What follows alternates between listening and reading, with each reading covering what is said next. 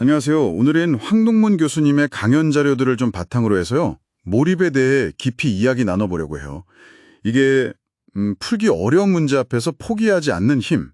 이게 어떻게 우리의 가능성을 정말 최대로 끌어올리는지 그 비밀을 함께 파헤쳐 보시죠. 네, 안녕하세요. 이게 단순히 지식을 막 쌓는 걸 넘어서요, 문제 해결 능력이나 또 창의력 같은 거 있잖아요. 그런 생각의 힘 자체에 좀 초점을 맞춰볼 필요가 있는 것 같아요. 황 교수님의 개인적인 경험담이나 연구 결과를 통해서 몰입의 진짜 의미를 한번 알아보겠습니다. 네. 그 교수님 학창 시절 얘기를 들어보면 어려운 수학 문제도 답지를 절대 안 보고 끝까지 붙잡고 늘어졌다고 하시잖아요. 이게 그냥 뭐랄까 단순한 끈기 수준이 아니라 나중에 연구 성과로까지 이어진 아주 결정적인 경험이었다면서요. 맞아요. 그게 정말 중요했던 경험이라고 하시더라고요. 예를 들면 카이스트 시절에요. 다른 사람들이 잘 못 풀던 합금 비중 문제 같은 거요. 뭐 코발트 구리 합금은 가라앉고 철구리 합금은 뜨는데 이걸 섞으면 어떨까 하는 식으로 접근해서 결국 해결하셨거든요. 아, 그런 식으로요? 네. 또 그 재료가 특정 조건에서 성질이 확 변하는 현상? 그러니까 상변태 문제 같은 복잡한 연구 과제도 해결하셨고요. 이게 뭐 단순히 아는 게 많아서라기보다는 문제 앞에서 좌절하지 않고 정말 깊게 파고드는 그 몰입하는 생각 습관 덕분이었던 거죠. 아하. 시험 공부처럼 딱 정해진 답 찾는 거랑은 진짜 차원이 다른 거예요. 아인슈타인도 그런 말 했잖아요. 시도를 멈추지 않는 한 실패한 게 아니다. 네네. 결국 답을 찾을 수 있다는 믿음으로 계속 생각하는 거, 그게 정말 중요한 것 같아요. 와, 듣기만 해도 대단한데요. 근데 그 50시간 연속해서 생각하면 몰입도 100%가 된다. 이 법칙이 저는 참 흥미로웠어요. 50시간이라니. 이게 보통 일이 아닌 것 같은데 정말로 50시간을 딱 채워야 한다는 걸까요? 그 숫자 자체가 막 절대적인 건 아니고요. 그보다는 정말 너무 어렵고 복잡해서 한 50시간을 고민해도 답이 안 나올 것 같은 그런 문제 있잖아요. 그런 문제에 도전할 때 다다를 수 있는 어떤 정신 상태를 말하는 거예요. 아, 상태요? 네, 이 상태에 이르면 이제 내 안에 있는 모든 지식과 경험이 그 문제 해결을 위해서 최적화가 되는 거죠. 그래서 마치 그 분야의 영재처럼 뇌가 활동하게 된다? 뭐 이런 의미입니다. 오, 여기서 핵심은 끊기지 않는 생각, 그러니까 연속성하고요. 또 슬로우 싱킹이에요. 슬로우 싱킹이요? 천천히 생각한다는 건가요? 네, 근데 그냥 천천히가 아니고요. 조급해하지 않고 아주 편안하게 문제를 계속 떠올리면서 이런저런 상상을 하는 거죠. 명상하듯이요. 그러니까 일부러 막 분석적으로 빠르게 판단하려고 하지 않고 문제 자체를 오랫동안 그냥 부드럽게 바라보는 거예요.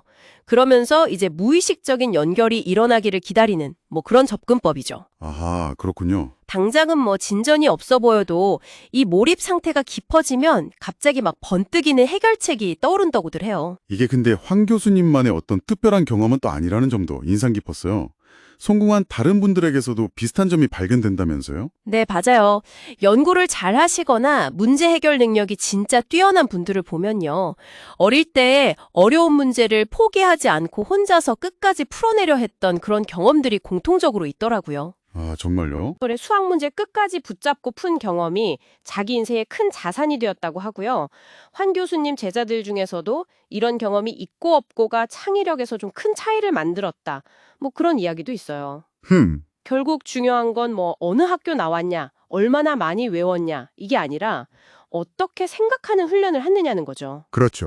방법론이네요. 네. 이게 바로 창의성이거든요. 이미 알려진 지식을 넘어서 아무도 모르는 미지의 영역으로 나아가는 힘. 그게 바로 이 몰입 훈련을 통해서 길러지는 거라고 볼 수 있습니다. 듣고 보니까 진짜 뉴턴이나 아인슈타인 같은 분들도 비슷한 말을 했더라고요. 성공 비결을 물으니까 계속 그 생각만 했다거나 남들보다 더 오래 생각할 뿐이다. 뭐 이렇게 답했다는 게 정말 단순히 오래 생각하는 게 다였을까요? 물론 뭐 다른 여러 요인도 있었겠지만 그분들이 공통적으로 강조한 건 그 지속적인 사고였어요. 뉴턴은 만유인력 발견 비결을 누가 물으니까 내내 그 생각만 했으니까요 라고 답했다고 하고요. 와. 아인슈타인도 비슷한 맥락의 말을 했죠. 문제가 있을 때 남들보다 더 오래 생각할 뿐이다. 네. 그리고 그 헝가리에서 노벨상 수상자가 유독 많이 나온 헝가리 현상. 이것도 참 흥미로운 사례인데요. 네, 들어본 것 같아요. 네, 에트베스 경시대회나 쾌말이라는 수학 월간지 같은 걸 통해서 어릴 때부터 아주 어려운 문제에 도전하는 문화를 만들었거든요. 뭐 폰 누이만이나 유진 위그너 같은 그런 대단한 인물들이 다 그렇게 배출됐죠. 이야. 그러니까 어려운 문제에 대한 도전, 그리고 거기에 대한 깊은 몰입, 이게 인재를 키워낸다는 걸 보여주는 아주 좋은 역사적인 증거라고 할 수 있겠죠. 네, 오늘 황농문 교수님의 이야기를 통해서 몰입의 힘을 정말 다시 한번 생각해 보게 되네요.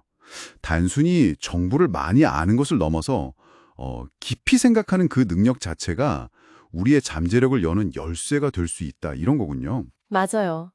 어쩌면 우리 안에 잠들어 있는 어떤 거인, 그 가능성을 깨우는 방법은요, 지금 당장 답이 보이지 않는 그런 어려운 문제 앞에서 포기하지 않는 것일지도 몰라요. 당신의 온 정신을 다 집중해서 생각하기 그 자체에 한번 깊이 빠져보는 거죠. 그 과정에서 당신의 뇌가 어떻게 변하고 또 어떤 놀라운 아이디어를 만나게 될지 한번 직접 경험해 보시는 건 어떨까요?